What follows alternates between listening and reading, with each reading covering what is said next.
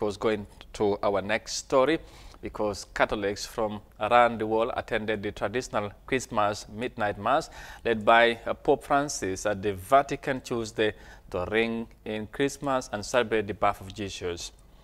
In coming 1 hour, huge crowds are expected to flock to St. Peter's Square to hear Pope Francis' traditional Urbi et Orbi, which means to the city and the world, speech from the balcony of St. Peter's Basilica.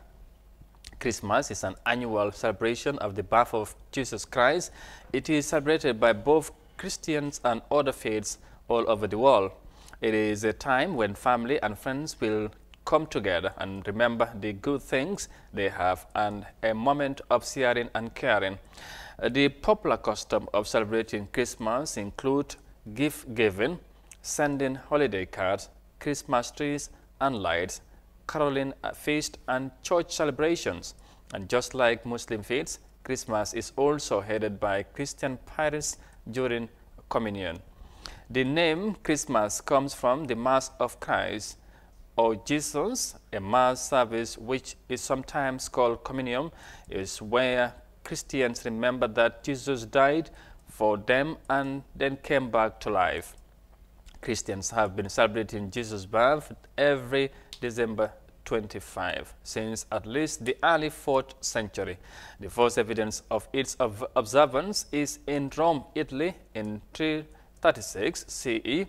The earliest Christians do not appear to have commemorated the nativity of Christ, but only the baptism and resurrection of Christ and the deaths of the martyrs. Well, that's the Pope leading the midnight mass yesterday at the Vatican. Waaw kooku mooy Pope Francis démb ba mu ngi jiite li nga xamante ne mooy catholique si li nga xamante ne mooy ci mid mass bi ci li nga xamante ne mooy ci Vatican bi. Lii tamit dañ ko dee gis every Christmas muy xew gaa yëpp dañ fa dee boole mu jiite leen am li nga xamante ne ci kanam tuuti tamit ñëpp nañ dajaloo mu joxe li nga xamante ne mooy message. waaw nekk na lu am solo, dañ koy méngale rek tey ñun julliti bu demee ba aj màkk jot. jullit bu nekk buy coobereem na dina dem màkk dem ziyaara ji li nga xam ne mooy rawdu Seydina Muhammad sallallahu alayhi wa sallam.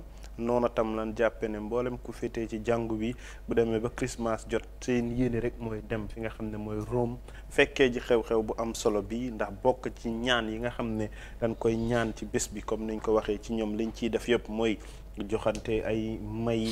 di tax ñu koy def mooy fàttaliku ki nga xam ne moom moo nekk ñoom Isa bi nga xam ne moom lañ gëm muy Jesus ak yu jëm ci yooyu comme ni nga ko waxee ci kanam. xam naa ne ñun ñëpp dinañ witness déggee kaddu yi, te yaakaar nañ ne kaddu yi tàmmoon di dégg ci at yi weesu yëpp day bokk ci firndeel jàmm, day bokk ci def naka la doomu aadama mun a defee li nga xam ne mooy luñ koy nawee ak lu jëm ci yooyu, ndax yooyu yëpp bokk na ci yi nga xam ne ak diine bu mu mënti doon bokk na ci lu ñu lay yaree mooy naka ngay saxalee jàmm, naka ngeen di bëggante seen biir, naka ngeen di delloo seen borom ci gëm-gëmu ki nga xam ne moom moo nekk yàlla. te yooyu yëpp jàpp naa ne bu ko doomu aadama jikkoo rek dina am firnde yu muy wane ci yow. kon lii ñu ngi leen ci delloowaat njukkal rek. jàpp nañ ne tamit ñoom ñëpp am nañ mbégte kontaante niñ demee fekkee ko ci ki nga xam ne moom moo nekk seen pop bi jiite woon taxawaay bi.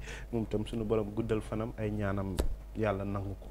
Julde, anything to add to that? We move on, bala ñoo continuer comme Pope bi as usual nii lañ ko dee doxalee ren tamit ñëw na jiital li nga xamante ne mooy ci mass bi. Yeah, it's not something unusual. Every year, Pope Francis, they gather in Rome together with other Catholic Christians. Guy celebrate Monica Christian Christmas, which is the birth of Jesus. So dafa nekk loo xam ne dafa important, and every year that they send a message of peaceful coexistence, tolerance for one another, diversity, and among others. So these are the things which are mostly common, in the Pope Francis message, Christmas message every year. So this year too, I think we are expecting the same thing, just to wish them all the best and a Merry Christmas. Comme Mam Jibilim ko waxe, Christmas tami is a merry, a time for the Christians, sending gifts, to nurture that mutual love, among friends and family members. Indeed.